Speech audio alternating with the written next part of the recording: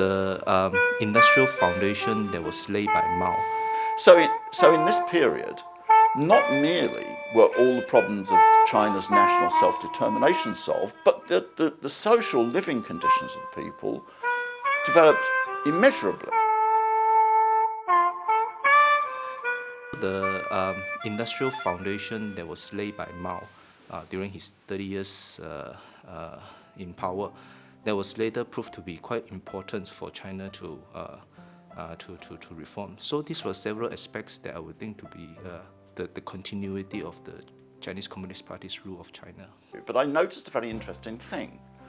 People who are Chinese specialists in the West drew attention to the fact that there had been a significant increase in life expectancy in China during this period. During the 27 years in which Mao Zedong was alive, the chronological life expectancy increased by more than 1 year for each year that he was in power. There has never been anything like that in human history.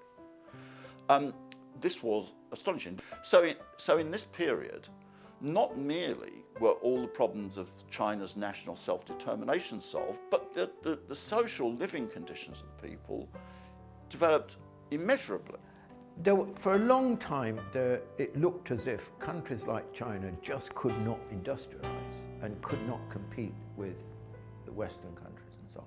But we've seen, so since the middle of the 20th century, with at the time of the 1949 revolution, but also the end of colonialism in many parts in Asia and so on, we saw the world change to create a new sort of possibility that the world did not have to be dominated by the West, which was a small fraction of humanity. We could see that possibility. Looking back now, we can see that possibility opening up from, this is why a crucial period is the end of the Second World War. And now, with China's success with the reform period and so on, what that means is that a huge country like China can go from great backwardness to economic modernization and vitality and dynamism. More emphasize the rights of women, right? Female right. More emphasize, the new system, right? He more help to spread the industrial capacity, even like especially the third front project.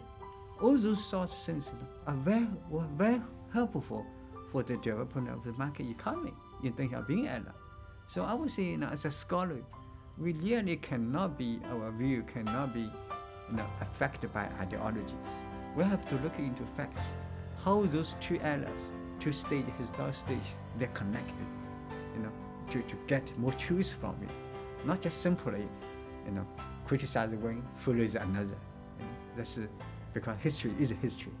We have to look at history in a more objective way.